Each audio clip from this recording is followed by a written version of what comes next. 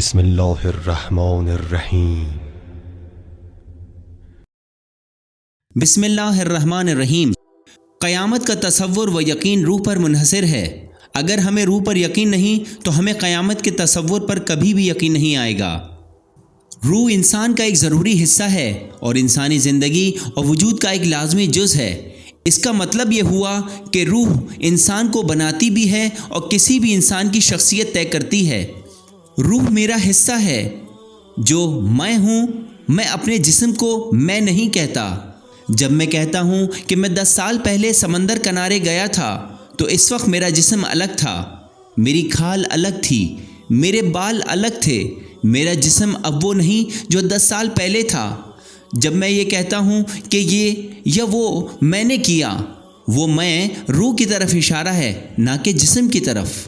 جب ہم اپنی کھال کا رنگ، جسم کی ساخت و بناوٹ دیکھتے ہیں تو ہمیں اس کی نرمی و سختی محسوس ہوتی ہے جسے ہم اپنے حواس سے جانچتے ہیں، جبکہ ہمارا ڈر، غصہ، خواہش، سوچ اور احساسات بھی ان حواس کے بغیر محسوس ہو جاتے ہیں۔ پس ہمیں 2 طرح کے احساسات سے نوازا گیا ہے۔ پہلے وہ کہ جن کو ہم اپنے حواس سے درک کر سکتے ہیں، دوسرے وہ جنہیں درک کرنے کے لیے ان حواس کی ضرورت نہیں۔ فلسفے میں اس مضمون کو اس طریقے سے بیان کیا گیا ہے: الہام کا علم ایسا علم جو اندرونی حس کے ذریعے حاصل ہوتا ہے، جیسے کہ پیاس لگنے کی حس، بھوک لگنے کی حس یا درد ہونے کی حس وغیرہ وغیرہ۔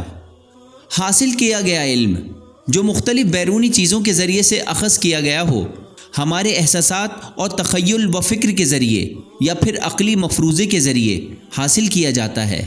ان 2 طرح کے علوم کی اقسام پر غور کریں تو ہمیں پتہ چلے گا کہ روح کو علم الہام کے ذریعے سے ہی سمجھا جا سکتا ہے، لیکن جسم کا ادراک جس کے ذریعے ہی ممکن ہے، لہٰذا میں جسم سے ہٹ کر کچھ ہے۔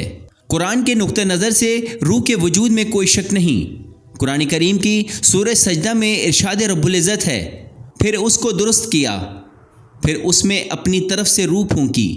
اسی طرح قرآن کریم کی دوسری آیات سے بھی ہم سمجھ سکتے ہیں کہ روح جسم سے الگ ہے اور مرنے کے بعد صرف روح کو ہی زندہ رہنا ہوتا ہے، جبکہ یہ جسم مر جاتا ہے۔